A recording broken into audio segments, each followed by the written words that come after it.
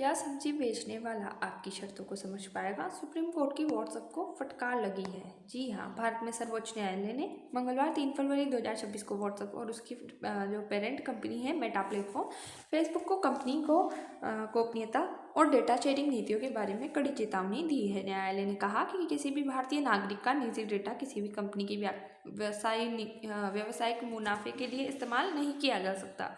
ये मामला व्हाट्सएप की 2021 की अपडेट गोपनीयता नीति से जुड़ा हुआ है, जिसमें यूजर्स से को एक टेक इट और लीव इट मंजूर करो या बंद करो आधार पर डेटा साझा करने के लिए सब मजबूर किया गया था।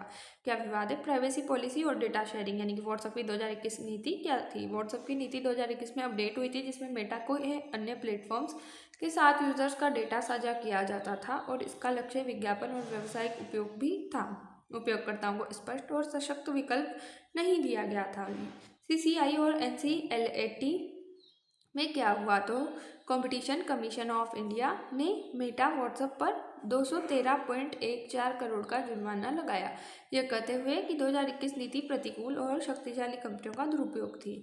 National company law appellate tribunal NCLAT ने कुछ हिस्सों में राहत दी, लेकिन जुर्माना बरकरार रखा। मेटा और व्हाट्सएप ने इस फैसले को सुप्रीम कोर्ट में चुनौती दी। सुप्रीम कोर्ट ने क्या कहा तो निजता का अधिकार सर्वोपरि है। न्यायालय ने स्पष्ट कहा, हम देश के लोगों की निजता के अधिकार के साथ खिलवाड़ नहीं होने देंगे। डेटा शेयरिंग और सिर्फ व्यापार या विज्ञापन के लिए नहीं इस्तेमाल किया जा सकता है। ओपिट आउट OPT OUT पर्याप्त नहीं, यानी कि कोर्ट ने पूछा कि क्या एक साधारण व्यक्ति जैसे सड़क फल बेचने वाला, हेल्पर या ग्रामीण नागरिक समझ सकता है कि वह क्या स्वीकार कर रहा है? निर्णय नहीं, इसलिए यह सहमति वास्तविक नहीं है। डेटा शेयरिंग चोरी जैसा, यानी कि न्यायालय ने कहा कि नीतियां इतनी जटिल है कि उन्हें समझ पाना कठिन है और इस तरह की डेटा शेयरिंग गोपनीय जानकारी की चोरी जैसी है। उसके बाद भारत में रहो या जाओ, मुख्य न्यायाधीश ने चेतावनी दी, अगर आप हमारा संविधान और कानून नहीं मान सकते तो भारत में अपनी सेवा न चलाएं। अभी क्या हुआ और आगे क्या होगा तो अंतिम निर्णय सुप्रीम कोर्ट ने कहा कि 9 फरवरी 2026 तक एक अंतिम आदेश जारी करेगा, जिससे ये तय होगा कि व्हाट्सएप मेटा को भारतीय डेटा शेयरिंग रोकने या अन्य दिशा निर्देशों का पालन करना है या नहीं। सरकार भी इस मामले में पार्टी, यानी कि कोर्ट ने इलेक्ट्रॉनिक्स और IT मंत्रालय यानी कि मीटवाई को भी इस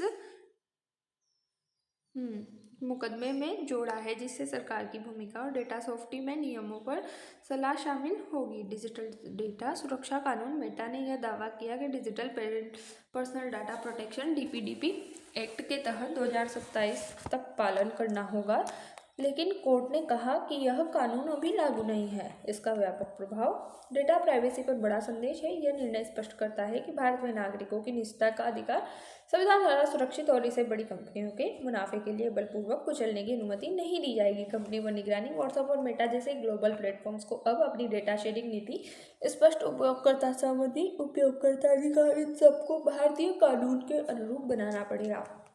विज्ञापन और व्यावसायिक उपयोग पर सवाल है, यानी कि कोर्ट ने यह भी कहा है कि डेटा या इस्तेमाल सिर्फ विज्ञापन के लिए नहीं किया जाना चाहिए और अगर ऐसा होगा तो यह व्यक्ति के अधिकार का उल्लंघन है। कंक्लूजन, भारत का सर्वोच्च न्यायालय आज एक मजबूत संदेश दे चुका है, किसी भी कंपनी को भारतीय नागरिकों की निजता और डेटा सुरक्षा के अधिकार के साथ खिलवाड़ करने की अनुमति नहीं दी जाएगी। अगर अंतरिम आदेश में पाया गया कि व्हाट्सएप मेटा ने कानून का उल्लंघन किया है तो उनके लिए भारत में ऑपरेट करना कठिन हो सकता है। यह मामला डेटा प्राइवेसी, डिजिटल अधिकार और तकनीक नियमन के क्षेत्र में एक माइलस्टोन साबित हो सकता है। जय हिंद, जय भारत। Thanks for watching.